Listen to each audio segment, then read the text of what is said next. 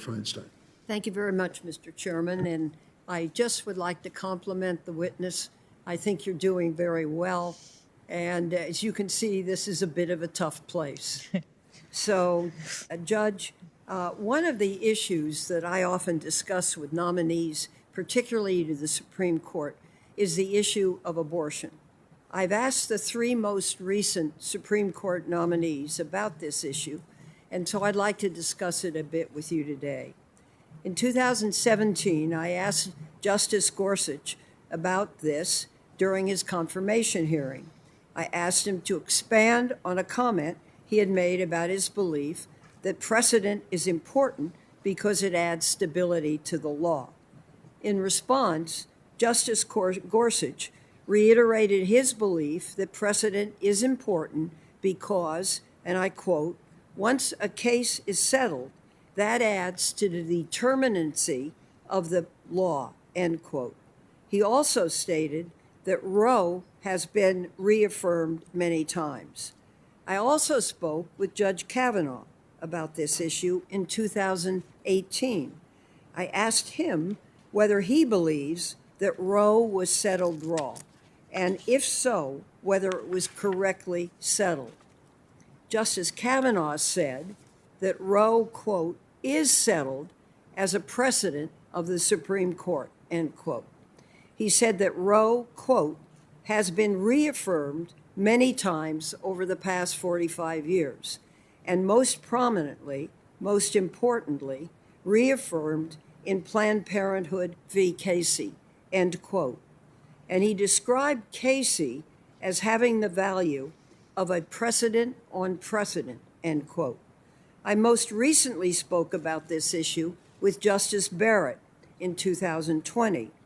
I asked her whether she agreed with Justice Scalia's view that Roe was wrongly decided.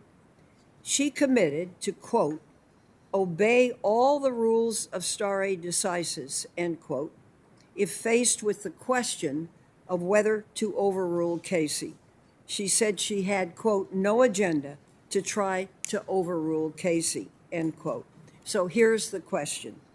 Do you agree with Justice Kavanaugh that Roe v. Wade is settled as a precedent? And will you, like Justice Barrett, commit to obey all the rules of stare decisis in cases related to the issue of abortion, end quote? Thank you, Senator. I do agree with both Justice Kavanaugh and Justice Barrett on this issue. Roe and Casey are the settled law of the Supreme Court concerning the right to terminate a woman's pregnancy. They have established a framework that the court has reaffirmed, and in order to revisit, as Justice Barrett said, the Supreme Court looks at various factors because stare decisis is a very important principle. It provides and establishes predictability, stability. It also serves as a restraint in this way on the exercise of judicial authority because the court looks at whether or not precedents are relied upon, whether they're workable, in addition to whether or not they're wrong, and other factors as well. So I agree with both of those statements that you read. Well, let me add one to that, and then we'll move on. I'm particularly interested in the case of Roe v. Wade. Roe was decided by nearly 50 years ago, and it's been reaffirmed over a dozen times since then. So my question is this: does Roe v. Wade have the status of being a case that is a super precedent? And what other Supreme Court cases do you believe have that status? Well, Senator, all Supreme Court cases are precedential, they're binding, and their principles and their rulings have to be followed. Roe and Casey, as you say, have been reaffirmed by the court and have been relied upon. And reliance is one of the factors that the court considers when it seeks to revisit, or when it's asked to revisit a precedent. And in all cases, the precedents of the Supreme Court would have to be reviewed pursuant to those factors, because stare decisis is very important. Thank you. If you are confirmed, you would be one of only 2 justices who has also served on a federal district court, the other being Justice Sotomayor. In your 8 years as a trial judge on the D.C. District Court, you wrote nearly 600 opinions and presided over 9 jury trials and 3 bench trials. As you know from your service on the district court, it's important for appeals courts, and especially the Supreme Court, to be clear in their decisions. The clarity is necessary, as you well know, for trial judges to effectively do their job and properly apply legal precedents that are fair and consistent. As a district judge, you were responsible for applying precedent from the Supreme Court and the courts of appeal to your case. And now as a judge in the D.C. Circuit, you're drafting those precedents. Your experience as a trial judge is one of your most significant assets. And I just want to add a personal comment. This is a tough place, and you are handling it very well. And I appreciate your directness and think that's important. Here's a question. I have 2 related questions. How did you make sure that you were properly applying the relevant precedents as a district court judge? And if you're confirmed to the Supreme Court, what would you do to make sure your opinions are clear so they could be applied correctly by district courts? Thank you, Senator. As you noted, in my time as a district court judge, I had the opportunity to apply precedents that were handed down by the Court of Appeals and the Supreme Court. The district court is bound by the law as stated by those other tribunals, and I was very focused on making sure that I found the right precedents and applied them faithfully. As I mentioned, with respect to my methodology, part of the process is receiving information from the parties in a case. And the parties write briefs, and in most cases, they identify the precedents that they at least believe are applicable. And then the court does its own legal research as well to determine whether all of the relevant cases have been identified. And then you look to see whether there's anything that directly controls, and if it does, that's your answer. In many cases, the precedents might be a little bit different in certain ways, and you are assessing the parties' arguments and determining within your proper role whether what the appellate courts have said provides the law of decision for the case.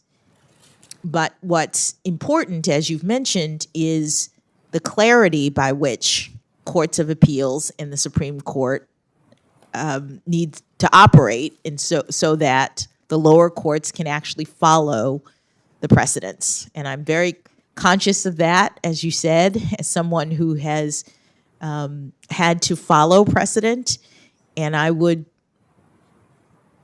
think carefully about that and use my communication skills to ensure that the precedents are clear so that lower courts can follow them.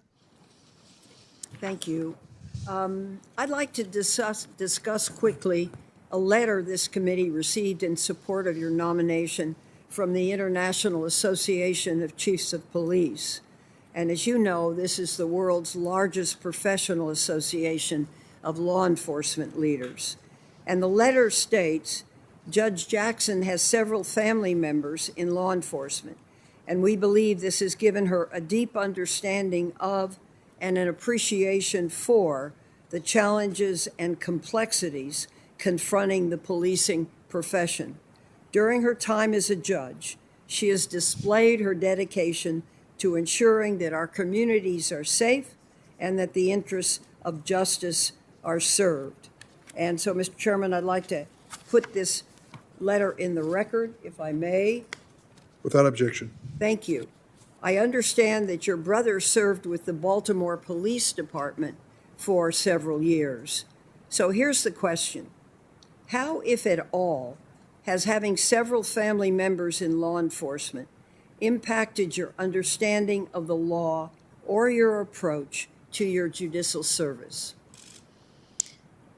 Thank you, Senator. Some of my earliest memories, in addition to my father at the kitchen table with his law books, were of my uncles. Two of my uncles were career law enforcement, and one was a detective, uniformed detective. One was City of Miami Police Department officer, patrol officer for a long time before he became the chief. And I remember very well, we would go to my grandmother's house on Sundays, and she would make a big dinner for our family, and my uncles would sometimes come off of their shifts. So I see in my mind their uniforms coming in, and they would always, they'd be carrying their weapons, and they'd take them off and put them way up high on the china cabinet so the kids couldn't get to them. And I remember feeling very proud of them and the service that they provided. And I think it's probably what led my brother, who is 10 years younger than I am, to decide that after he graduated from college, he would want to also be in law enforcement. So I'm very familiar with law enforcement, the important service that they provide, the perils of being out on the street, protecting and serving, and having a family that cares about you and worries about your safety. And so this is not something that is unfamiliar, and I'm very gratified by the support of the group that you mentioned and other law enforcement groups as I go through this process. I joined this committee in January of 1993, and a few months later, we considered the nomination of Ruth Bader Ginsburg to the Supreme Court. Justice Ginsburg's confirmation made her only the second woman to ever serve on the Supreme Court after Justice Sandra Day O'Connor. So we have come a very long way since then, though still not far enough. Women now make up about 35% of active judges on the federal district bench and 37% of active judges on the federal appeals courts. Judge Jackson, if confirmed, you would become the sixth woman to ever serve on the Supreme Court. You would join Justices Sotomayor, Kagan, and Barrett on the bench. This would be the nearest we have ever come to gender equity on the Supreme Court. There would be 4 women on a court with 9 justices. So I have my own thoughts about why gender balance is important on our nation's courts. But I'd really like you to tell us all, what are your thoughts on what it means for our country to have women serve in meaningful numbers on the federal bench, and in particular, what it would mean to have 4 women serving on the Supreme Court for the first time in history. Thank you, Senator. I think it's extremely meaningful. One of the things that having diverse members of the court does is it provides for the opportunity for role models. Since I was nominated to this position, I have received so many notes and letters and photos from little girls around the country who tell me that they are so excited for this opportunity and that they have thought about the law in new ways because I am a woman, because I am a Black woman. All of those things people have said have been really meaningful to them. And we want, I think, as a country, for everyone to believe that they can do things like sit on the Supreme Court. And so having meaningful numbers of women and people of color, I think, matters. I also think that it supports public confidence in the judiciary when you have different people, because we have such a diverse society. Well, I just want to say thank you very much. This is often a hard place, and how you go through those hard times, I really think, is the most important thing.